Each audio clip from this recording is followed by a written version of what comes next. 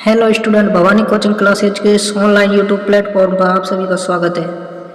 जी हाँ दोस्तों, मैं आज लेकर आया हूँ आपके सामने एनसीईआरटी सिलेबस का चैप्टर नंबर 1 संख्या पद्धति। जी हाँ, आज हम शुरू करने वाले हैं इस चैप्टर को। दोस्तों, चैप्टर शुरू करने से पहले मैं आपको कुछ संख्याओं के बारे में जानकारी देना चाहता हूँ, क्योंकि यदि आपको ये सारी जानकारी पता ना होगी तो आप आगे एक्सरसाइज को हल नहीं कर पाओगे। स्टूडेंट, हम शुरू करने जा रहे हैं आज का पहला लेक्चर और पहले चैप्टर के साथ, जिसका नाम है संख्या पद्धति। जी हाँ दोस्तों, इस लेक्चर में आपको सारा बेसिक क्लियर हो जाने वाला है। तो दोस्तों, इस लेक्चर को भूले ना। दोस्तों, पहले जो संख्याओं में पहला क्रम आता है वो प्राकृत संख्याएं।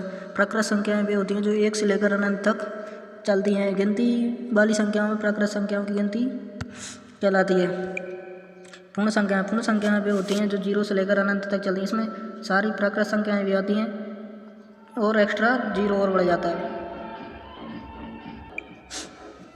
अब पूर्ण संख्या क्या होती हैं? तो प्राकृत संख्याओं में यदि हम 0 और बढ़ा दें तो बनने वाली जो संख्याओं का क्रम हो वो प्राकृत संख्याओं की जगह पूर्ण संख्याओं में चला जाएगा।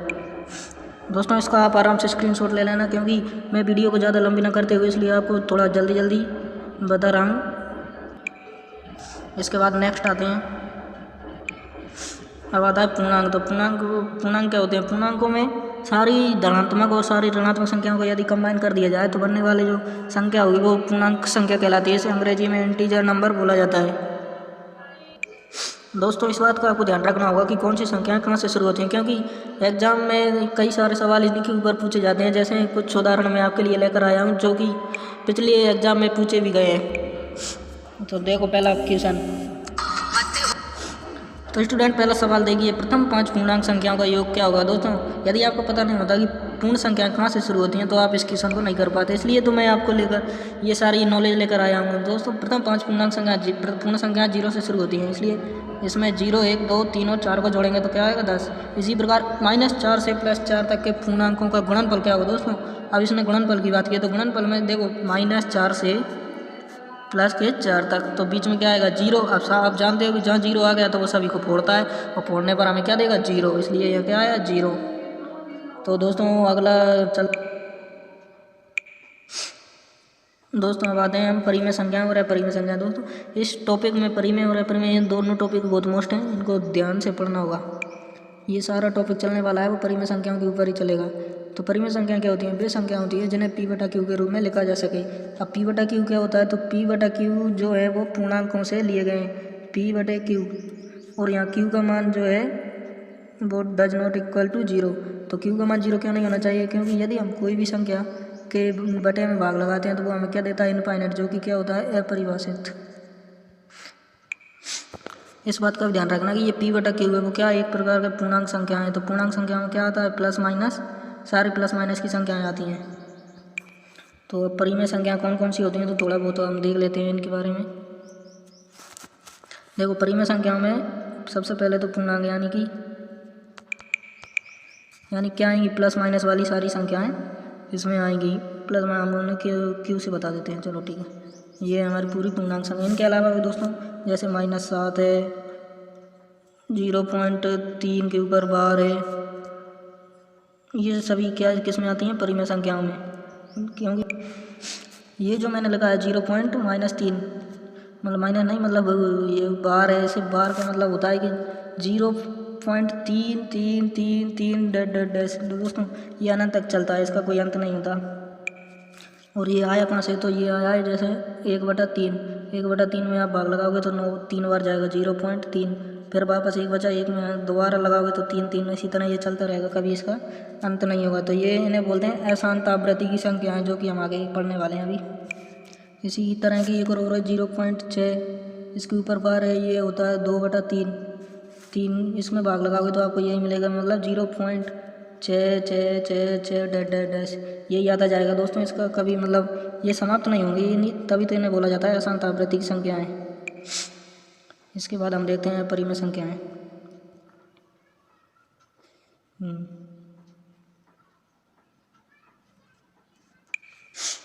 अपरिमेय संख्याएं वे होती हैं जिन्हें हम P/Q के रूप में नहीं लिख सकते। इनका सबसे मोस्ट और समझने वाला एकमात्र जो उदाहरण है वो है अंडर रूट वाली सभी संख्याएं। हाँ, अंडर रूट वाली संख्याओं के अलावा जैसे वो पाई है, ई है, इनके मान दोस्तों जैसे 3.14, 1, 5, 9, 2, 6 दोस्तों ये चलता ही जाएगा। और ई का जो मान है वो होता है 2.71828 डेड दोस्तों, ये चलते ही जाते हैं। इनकी मतलब पुनरावृत्ति भी नहीं होती है और इनका अंत भी नहीं होता है, इसलिए हम इन्हें पी बटा क्यू के रूप में नहीं लिख सकते। अब मैंने यहाँ पर पाई लिया है, पाई इसलिए लिया है क्योंकि और पाई का मान जो है पॉइंटों में देखा जाए तो क्या होगा, अपरिमेय संख्या। और यदि पाई को क्या लिखा जाता है 22/7 भी लिखा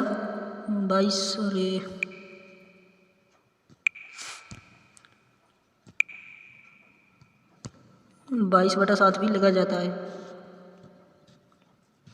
तो 22/7 तो क्या है, एक परिमेय संख्या है ना। और 3.14 जो है वो क्या है, एक अपरिमेय संख्या है। तो ये नोट लगा के मैंने लगा, अभी इसको ध्यान रखना, ये 22/7 एक परिमेय संख्या है, जबकि पाई एक परिमेय संख्या है, क्योंकि पाई का मान 22/7 या 3.14 होता है, जो कि क्षेत्रफल मिति में काम भी आता है। तो पाई का मान यदि हम 22/7 लेंगे तो वो किस में जाएगा, परिमेय संख्याओं में।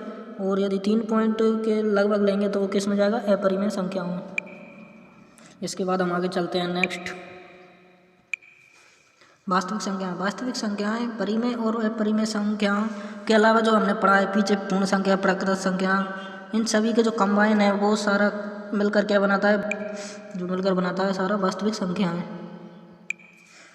दोस्तों वास्तविक संख्याओं में मोस्टली जैसे हम संख्या रेखा पर देखते हैं तो 0 के एक और सारी नेगेटिव संख्याएं आती हैं और एक और पॉजिटिव संख्याएं चलती हैं। तो दोस्तों इन दोनों का जो मिश्रण होता है वो वास्तविक संख्याओं का निर्माण करता है। दोस्तों इसके बाद जो आगे कुछ पॉइंट लिखे हुए वो हैं, संख्या एक न तो भाज्य है और न ही अभाज्य संख्या, तो इनको हम बाद में देखेंगे, छोड़ते हैं। दोस्तों परिमेय संख्याओं के गुणधर्म को शुरू करने से पहले मैं कहना चाहता हूं कि इन पॉइंटों को जरूर ध्यान से पढ़ना, क्योंकि सारी जो एक्सरसाइज है उसमें सभी ये गुणधर्म बहुत ज़्यादा काम आते हैं। पहला आता है समृद्ध गुणधर्म। समृद्ध गुणधर्म का दोस्तों अर्थ होता है कि जब हम जोड़ें, घटाएं, गुणा करें, भाग करें, उनमें जैसे हम परिमेय संख्याओं को यूज करते हैं तो परिमेय संख्याएं हमें जोड़ने, घटाने और गुणा करने पर प्राप्त होनी चाहिए।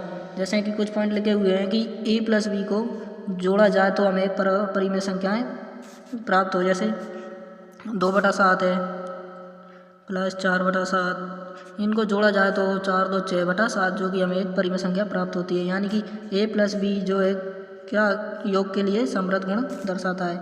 इसी प्रकार a-b को देखा जाए तो यदि हम इनको यहाँ से माइनस करते हैं तो भी हमें क्या मिलता है, माइनस का परिमेय, जो 4 में 2 गए तो 2/7 प्राप्त होगा, जो कि एक परिमेय संख्या है। और इसी प्रकार a×b यदि हम इन दोनों संख्याओं का क्रॉस प्रोडक्ट कराते हैं तो जो हमें प्राप्त होता है वो भी एक क्या परिमेय संख्या ही प्राप्त होता है। इसी प्रकार यहाँ तो हमने ए और बी को क्या माना है, परिमेय संख्या है। यदि हम प्राकृत संख्याएं या पूर्ण संख्याओं के लिए ये नियम लगाएं तो भी ये लागू होता है, लेकिन ये नियम जो है वो भाग के लिए अप्लाई नहीं होगा, क्योंकि भाग में संख्याएं जो हैं पलट जाती हैं। जैसे 2/7 है भाग चिन्ह 4/7 जो कि अभी हमने लिया है, यदि मैं इनका प्रोडक्ट भाग कराना चाहता हूँ तो 2/7 और ये पलट कर क्या हो जाएगा 7/4, 7 से 7, 2 से 2, 1/2 यहाँ तो मिल रहा है। लेकिन जैसे ही हमने भाग्यों की परिमेय पूर्ण प्राकृत संख्या में तो क्या आता है, 0 भी आता है। तो ये 0 एक ऐसा अपवाद है जो कि भाग के लिए इस गुण को अप्लाई नहीं करता, क्योंकि किसी भी संख्या में जैसे हम भाग लगाते हैं तो वो क्या देता है, परिभाषित मान देता है। इसलिए ये जो नियम है वो भाग के लिए अप्लाई नहीं। तो दोस्तों समझ में आया ये नियम, ये दोबारा देख लो। a+b यानी कि यहाँ पर हमने क्या लिया, परिमेय संख्या। परिमेय ना भी लें तो जैसे प्राकृत पूर्ण लेते हैं तो भी वो जैसे हमने प्राकृत ली तो प्राकृत उनका योगफल जो है प्राकृत मिलेगा। यहाँ परिमेय लिया तो दो परिमेय संख्याओं को जोड़ने पर परिमेय संख्या प्राप्त होती है, घटाव करने पर भी परिमेय संख्या प्राप्त होगी, और उनका गुणा कराया जाए तो भी परिमेय संख्या प्राप्त होगी। लेकिन यदि हम किसी संख्या में 0 को भाग लगा दें तो वो क्या है, अपरिभाषित मान देता है। इसलिए यहाँ पर ये नियम जो है भाग के लिए अप्लाई नहीं होगा। नेक्स्ट चलते हैं दोस्तों नेक्स्ट आता है क्रम विनिमयता का गुण। क्रम विनिमयता का मतलब होता है कि जैसे यहाँ पर हमने a+b किया है, जो मान a+b देगा वो यदि b+a देता है और दोनों के मान जो है बराबर आ जाएं तो वो क्रम विनिमय नियम का पालन करता है। दोबारा सुनिए दोस्तों, यदि दो संख्याएं ली हैं हमने, उनको पहली को मानो a और दूसरी को मानो b, यदि a+b का योग कराया जाए और वही b+a का करने पर प्राप्त होता है तो वो क्रम विनिमय नियम का पालन करते हैं। इसी तरह क्रॉस कराया जाए, a+b का a×b कराया जाए या b×e कराया जाए तो दोनों का मान हमें क्या समान प्राप्त होगा। दोस्तों मैं फिर कह देता हूँ कि हम जो यहाँ पर नियम पढ़ रहे हैं वो केवल परिमेय संख्याओं के लिए ही पढ़ रहे हैं, क्योंकि हमारा जो टॉपिक है वो सारा परिमेय संख्याओं के ऊपर ही लागू, मतलब परिमेय संख्याएं ही उसमें यूज हो रही हैं। दोस्तों ये जो नियम है वो परिमेय संख्याओं में भाग के लिए अप्लाई और गुण माइनस के लिए अप्लाई नहीं होगा। दोस्तों भाग के लिए क्यों नहीं होगा, इसका रीज़न मैं आपको बता देता हूँ। जैसे हम कर रहे हैं ए भागचन बी, थोड़ी ये टेक्निकल प्रॉब्लम की वजह से दोस्तों आज वीडियो सही नहीं बन पा रही, इसके लिए माफ़ी चाहता हूँ। तो दोस्तों हम वैसे ही देख लेते हैं। जब हम दो परिमेय संख्याओं में भाग लगाते हैं, जैसे ए भागचन, यहाँ पर ए भागचन बी है और बी भागचन ए है। दोस्तों ए भागचन बी करते हैं तो ऐसे हम इनको क्रॉस में बदलते हैं तो बी का जो है उल्टा हो जाता है। तो हम वैसे ही देख सकते हैं कि जब संख्या पलटेंगी तो मान कुछ ना कुछ अलग ही आएगा दोनों का। इसलिए ये जो नियम है वो भाग और माइनस के लिए अप्लाई नहीं होगा। माइनस के लिए भी इसलिए नहीं होगा क्योंकि यहाँ पर जो है कि वो चिन्ह एक दूसरे के अपोजिट हो जाएंगे। इसके बाद अगला गुणधर्म देखते हैं। अगला जो गुणधर्म है वो है सहचार्य गुण। सहचार्य गुणधर्म में दोस्तों तीन संख्या आती हैं और तीन संख्या आने का मतलब जैसे a प्लस बी और प्लस सी कराया। दोस्तों कोई भी तीन संख्या ले लेना और उनका a प्लस बी और कोष्टक के बाहर b प्लस सी करते हैं और उसी का a प्लस कोष्टक b प्लस सी करते हैं तो मान हमें जो है बराबर प्राप्त होते हैं इन दोनों के। इसलिए ये गुण जो है वो अप्लाई होगा परिमेय संख्याओं के ऊपर, लेकिन घटाने और भाग देने के लिए ये नियम जो है अप्लाई नहीं होगा। दोस्तों आज ये बोर्ड थोड़ा कुछ काम नहीं करने की वजह से मैं आपको थोड़ा समझाने में असमर्थ हूँ। कृपया माफ़ी चाहता हूँ, नेक्स्ट वीडियो में ये प्रॉब्लम नहीं होगी। चलो अगला गुणधर्म देखते हैं। दोस्तों सहचार्य गुण में हमने ये देखो प्लस और गुणा के लिए देखा था। इसी प्रकार यहाँ बंटन गुण में केवल और केवल एक क्रॉस और दो एक प्लस का जो है गुण होगा। जैसे ए कोष्टक बी प्लस सी है तो दोस्तों पहले ए को बी से गुणा किया तो ए क्रॉस बी हो गया, बीच में प्लस है तो प्लस लगा दिया। इसके बाद ए क्रॉस सी कराया। ये दोस्तों ये करो या ये करो मान एक समान ही प्राप्त होंगे, इसलिए इस गुण को जो है बोला जाता है बंटन गुण। दोस्तों इन गुणों के ऊपर भी एग्जाम में कई सारे सवाल पूछे गए, उनमें से मैं कुछ क्वेश्चन जो है आपको छांट कर लेकर आया हूँ। जैसे ये पहला क्वेश्चन दे रखा है -5 कोष्टक प्लस 13 इक्वल 13 प्लस -5। दोस्तों अभी हमने पिछले जो गुणों हैं उनमें देखा था कि a प्लस बी बराबर होगा b प्लस a के, जो कि क्या था एक क्रम विनिमय गुण। तो इसका जो आंसर होगा वो क्या हो जाएगा, क्रम विनिमयता का गुण, क्रम विनिमय।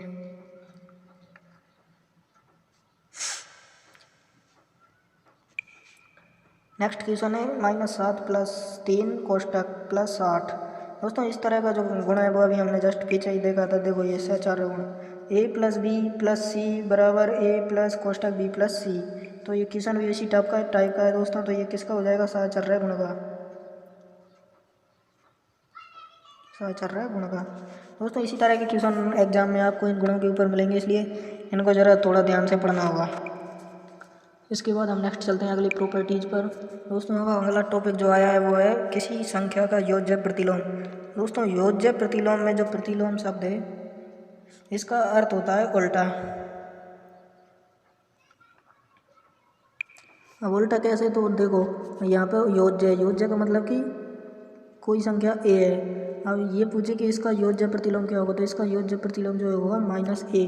अब -a इसलिए क्योंकि दोस्तों योज्य प्रतिलोम बनाने के लिए आप जब भी ये शब्द देख लें योज्य प्रतिलोम तो समझ जाना ये बोल रहा है कि जो संख्या दी है उसको हमें 0 बनाना है, यानी शून्य बनाना है। तो ये शून्य कब बनेगी, जब इसी संख्या में इसी के समान क्वांटिटी को यदि घटा दिया जाए तो वो हमें क्या प्राप्त होगा, 0।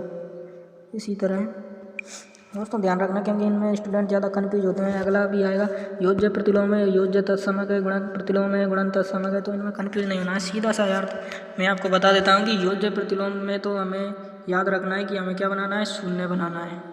और अगला जो आएगा योज्य प्रतिलोम के बाद गुणात्मक प्रतिलोम, तो गुणात्मक प्रतिलोम में बोलेगा ये हमसे कि मुझे 1 बनाना है, यानी कि जो दी हुई संख्या है a, इसका पूछेगा कि इसका गुणन प्रतिलोम क्या होगा, तो इसका गुणात्मक प्रतिलोम जो होगा -1/1, क्योंकि समान को जब समान में भाग देते हैं तो हमें क्या मिलता है, 1। तो इसलिए ये ध्यान रखना होगा कि योज्य प्रतिलोम जो है वो हमें शून्य बनाने को बोलेगा और गुणात्मक प्रतिलोम में जो हमें बोलेगा कि मुझे 1 बनाओ। यानी कि जो की संख्या दी हुई है उसका हमें एक बनाना है गुणात्मक प्रतिलोम में, और योज्य प्रतिलोम जो उसमें हमें बनाना होगा शून्य जो दी हुई संख्या है। इस एक्सरसाइज में दोस्तों इन चारों पॉइंटों का ज़्यादा यूज हो रहा है, इनको याद रखना होगा। नेक्स्ट गुणधर्म जो है, अब अगला जो आया है योज्य तत्समक और गुणात्मक तत्समक। तो दोस्तों तत्समक का अर्थ मैं आपको बता देता हूँ कि तत्समक जहाँ दिख जाए तो समझ जाना, ये बोलेगा कि मुझे वैसा की वैसा ही रहने दो। तो वैसा जैसे आप देखते हैं हम योज्य तत्समक। अब योज्य तत्समक पूछेगा, जैसे मैंने मुझे दी हुई है ये कोई संख्या है, अब इसका ये योज्य मतलब योज्य तत्समक पूछता है, तो ऐसा कोई संख्या बताओ जिसको इसमें यानी कि योज्य है तो योग करने पर क्या मिल जाए, वही संख्या प्राप्त हो जाए। तो वही संख्या कब प्राप्त होगी, जब ए में मैं शून्य जोड़ूंगा तो मुझे वापस ए ही प्राप्त होगा। तो हम यहाँ सीधा सीधा समझ सकते हैं कि किसी भी संख्या का योज्य तत्समक होता है वो क्या होता है, शून्य होता है। योज्य तत्समक की बात कर रहा हूँ दोस्तों, ध्यान देना। तो योज्य तत्समक जो है वो क्या होगा, शून्य। और इसी प्रकार गुणात्मक तत्समक, तो ये बोलेगा कि मुझे ऐसी संख्या से गुणा करो कि मैं वापस क्या बन जाऊँ, वही संख्या बन जाऊँ। तो किससे गुणा करना होगा, एक से, क्योंकि किसी भी संख्या को एक से गुणा करने पर हमें वही संख्या प्राप्त होती है। तो दोस्तों ध्यान रखना, योज्य तत्समक तो होता है शून्य, और गुणात्मक तत्समक जो होता है वो होता है एक। जैसा कि मैंने ये पॉइंट बना कर लिख भी रखा है दोस्तों। यदि आपको इस तरह PDF चाहिए तो कमेंट में नंबर ज़रूर सेंड कर दें, मेरे पास जो ग्रुप है उसमें आपको ऐड कर लूँगा। वहाँ पर आपको ये सारी जो PDF है वो एक डिजिटल PDF मतलब एक ई-बुक के टाइप में ये नोट्स उपलब्ध हो जाएंगे। यहाँ तो क्या अभी ये टेक्निक की वजह से ये थोड़ी प्रॉब्लम आ रही है टाइप करने में। तो दोस्तों मैंने यहाँ ये कुछ 4 पॉइंट लिखे हैं, इनकी सहायता से हम ये तत्समक और गुणात्मक प्रतिलोम वगैरह हैं इनको हम आसानी से याद रख सकते हैं। जैसे योज्य तत्समक, तो योज्य तत्समक बोलता है कि मुझ में ऐसा जोड़ो कि मैं वैसा की वैसा ही रहूँ। तो 0 हम इसमें छोड़ दें तो हमें वापस ए ही प्राप्त होता है। इसी प्रकार योज्य प्रतिलोम की बात करता है, तब ये बोलता है कि मुझ में ऐसी संख्या जोड़ो जो कि मुझे 0 बना दे। तो 0 बनाने के लिए वही संख्या हम घटा देते हैं, आराम सिंपल सी बात। इसी प्रकार गुणात्मक तत्समक की हम बात करते हैं, तो ये बोलता है कि मुझे ऐसी संख्या से गुणा करो कि मैं वही रहूँ। तो इसके लिए सिंपल सा एक जो है वो कॉमन है सभी संख्याओं के लिए, जो गुणात्मक तत्समक जो है एक होता है। सॉरी दोस्तों, यहाँ पर ये 0 हुआ। इसी प्रकार ये बोलता है गुणात्मक प्रतिलोम, तो गुणात्मक प्रतिलोम में क्या बोलता है, मैंने अभी पीछे बताया था कि मुझे ऐसी संख्या से गुणा करो जो कि मुझे 1 बना दे। तो क्या होगा, वही उसका अपोजिट करके हम उसका भाग लगा देते हैं तो हमें 1 प्राप्त होता है। तो ये देखो दोस्तों कुछ 4 पॉइंट जिसकी सहायता से हम इनको आसानी से याद रख सकते हैं। दोस्तों इनको हल्के में ना लें ये। दोस्तों इसके बाद आता है परिमेय संख्याओं का दशमलव प्रसार। तो दोस्तों दशमलव प्रसार में ये 2 पॉइंट आते हैं, शांत दशमलव प्रसार और अशांत दशमलव प्रसार। दोस्तों शांत दशमलव प्रसार तो वो होते हैं जिसमें किसी संख्या का भाग लगाने पर कुछ पॉइंटों तक ही भाग जाता है, यानी कि हमें निश्चित मान प्राप्त हो जाता है। और अशांत आवृत्ति वाली प्रसार वाली संख्याओं में क्या होता है कि जैसे अभी मैं पीछे आपको बता कर आया हूँ कि 1/3 जो है वो हमें क्या देता है, वो देता है हमारे लिए जैसे 0.333 डैश ये आगे तक जाता है। तो ये होती हैं अशांत आवृत्ति की संख्याएं जिनके ऊपर आवृत्ति यानी कि जैसे इसको हम लिखें शॉर्ट में तो क्या लिखेंगे 0.3 के ऊपर आवृत्ति। तो अब अशांत आवृत्ति की संख्याएं वे संख्या होती हैं जिनको भाग देने पर हमें पुनरावृत्ति प्राप्त होती है। इसके बाद नेक्स्ट तो सारे हो गए। तो दोस्तों उम्मीद करता हूँ आपको ये चैप्टर जो मैंने अभी बताया है वो समझ में आया होगा। दोस्तों ज़्यादा से ज़्यादा शेयर करें, लाइक करें, कमेंट करें, क्योंकि आप जितना इसे शेयर और सब्सक्राइब करोगे उतना ही हमारा मनोबल बढ़ेगा। तो हम इस वीडियो में कुछ नया सुधार करके आपके सामने लाएंगे। दोस्तों इस वीडियो में जो कमी होगी कृपया वो मुझे कमेंट करके बताएं ताकि नेक्स्ट वीडियो में मैं उसका सुधार कर सकूं। धन्यवाद दोस्तों।